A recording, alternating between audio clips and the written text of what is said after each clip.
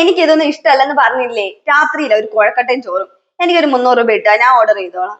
പിന്നെ പറയുമ്പോ എടുത്താലും ഇവിടെ അടിച്ചു വെച്ചേക്കില്ലേ? വേണേ ഉള്ള എടുത്ത് കഴിച്ചിട്ട് പോയി കിടന്ന് ഉറങ്ങി. എനിക്ക് വേണ്ട, നിങ്ങളെ കഴിച്ചോ. പോയി പട്ടിണി കിടക്കും. എന്നാലും വിശപ്പിന്റെ വില അറിയുന്നു.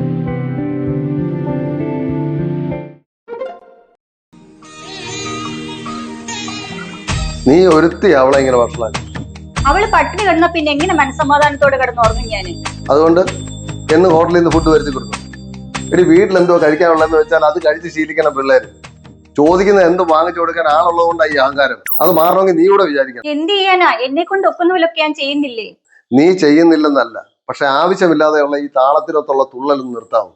ഞാൻ എന്ത് ചെയ്യാനാണ്? ഉണ്ടാക്കി വെക്കുന്ന ഭക്ഷണം ഒന്നും അവർക്ക് ഇഷ്ടമല്ല. നീ ഒറ്റ കാര്യം ചെയ്താൽ മതി. ഒരു ദിവസമെങ്കിലും ഞാൻ പറയുന്നത് എനക്കൊന്ന് കേൾക്കാം. എന്നാൽ ഞാൻ ശരിയാക്കി തരാം.